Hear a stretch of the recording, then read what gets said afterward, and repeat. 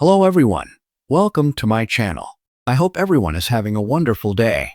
Before starting the video, please go ahead and hit the subscribe button and give this video a like up. General Hospital recaps for Wednesday, November 12th revealed Ned Quartermain's loved ones waited for news on his condition, while Rocco Falconeri was trapped in the lab.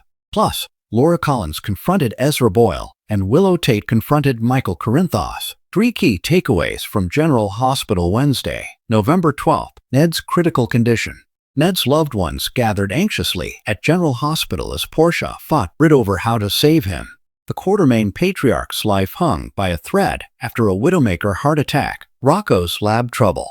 Rocco's attempt to expose Professor Dalton's secret experiments backfired, landing him in serious trouble and threatening Laura's mayoral campaign during a tense debate. Willow and Michael's showdown.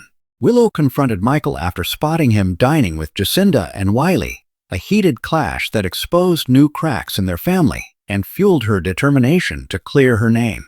After hearing about Ned's heart attack, Harrison chased Josh Swickard and Jason Morgan. Steve Burton went with Brooke Lynn Quartermain, Amanda Seddon to GH. There, they met Olivia Quartermain, Lisa Lo Cicero, Emma Scorpio Drake, Breton Bruner, Joe Palmieri, Giovanni Mazza, Lulu Spencer, Alexa Havens Bruning, and Britt Westbourne, Kelly Thiebaud. Brooke Lynn anxiously asked Olivia about her father, and Portia Robinson. Brooke Kerr arrived to inform the family that Ned was in critical but stable condition, waiting to see if the medication would help improve blood flow before surgery. To Portia's dismay, Britt interrupted and told the Qs that, according to Lucas's assessment, Ned had a Widowmaker heart attack. This was due to a completely blocked artery, insisting to Portia that they needed to operate right away. Portia explained to the Qs that the medical team was trying to take a less invasive route. When Britt interrupted again to voice her opinion, the chief of staff took her aside and reprimanded the disgraced doctor for overstepping. Portia reminded Britt that she was not authorized to treat patients and that the decision was hers to make. In response, Britt pointed out that if it weren't for her, Ned might not have reached the hospital and warned that Portia's wait and see approach could be fatal. As the two women argued, Jason stepped in, suggesting they all take a break. He invited Britt to join him at Bobby's, and she agreed, albeit reluctantly. Meanwhile, in front of the family, Emma praised Joe for his quick reaction, and Brooke Lynn felt moved when Joe called Ned Grandpa. Portia then returned to inform them that the coronary angiogram showed a complete blockage, and Ned was being prepared for bypass surgery. She assured Brooke Lynn that she would do everything possible to ensure Ned recovered before taking Olivia to sign some paperwork. While they waited for Ned to finish surgery, Joe told Emma that he had a good talk with Ned earlier and was making progress in building a relationship. When he regretted the time he had lost, Emma tried to console her boyfriend, reflecting that Ned understood Joe had been dealing with a lot and had given him space.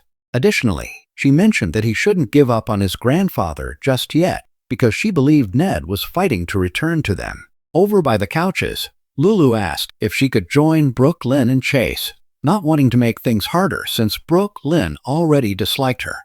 "You're only half right. Sit down already," Brooke Lynn responded with a slight smile. Later, while Lulu went for tea, Brooke Lynn told Chase she was scared of losing her dad. Her husband joked that the Quartermains were incredibly stubborn and that Ned wouldn't go down without a fight. Then he gave Brooke Lynn a comforting hug. Once Olivia came back from the chapel and Lulu returned with the tea, Brooke Lynn expressed that she needed to thank Britt for saving Ned. Lulu informed them that, according to Britt, Joe had done CPR until she arrived. Surprised to learn about the efforts Joe made to save her dad, Brooke Lynn caught his gaze across the waiting area and mouthed thank you to her son. With a small smile, Joe nodded in acknowledgement. At PCU, Rocco Falconeri, Finn Carr, Danny Morgan, Asher Antonizon, and Charlotte Casadini Bluesy-Burke used the key fob they had taken from Britt's purse to enter Professor Henry Dalton's Daniel Goddard lab. However, when they switched on the lights, they found no animals present. Danny questioned whether Emma had been mistaken about the professor's animal testing all this time, but Charlotte and Rocco decided they had to search the lab.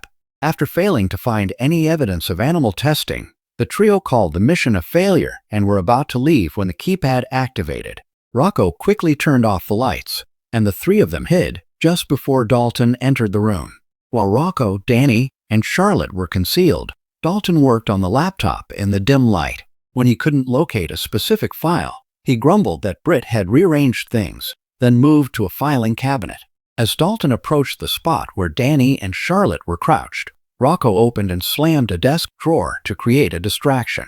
Standing up to reveal himself, Rocco declared that he had snuck in and accused the professor of moving the animals he was illegally testing on.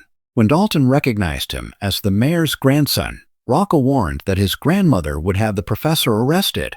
But Dalton retorted that he would have Rocco arrested for breaking and entering.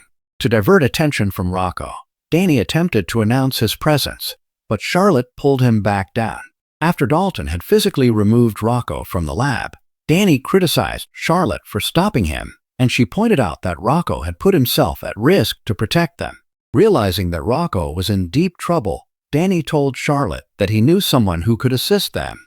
Meanwhile, in a different hall on the PCU campus, Laura Collins' Jeannie Francis was getting ready for the mayoral debate when a confident Ezra Boyle Daniel Cosgrove approached her. He started boasting that her friendship with Sonny Corinthos Maurice Bernard would lead to her downfall during their confrontation. Martin Gray Michael E. Knight arrived to support his sister and offered to leave if she preferred. But Laura said that even though she was disappointed by what he did to Ronnie Bard Erica Slezak, she wouldn't cut him out of her life. Although he couldn't stay for the debate, Martin offered to give Laura tips on how to deal with Ezra, emphasizing that his loyalty was to her, not to his client or Ezra's associate, Drew Kane Cameron Matheson. Laura shared her worries that Ezra would twist the fact that she appointed Sonny's son, Dante Falconeri Dominic Somprogna, as acting police commissioner. Thanks for watching this video. Please subscribe to our YouTube channel and stay with us.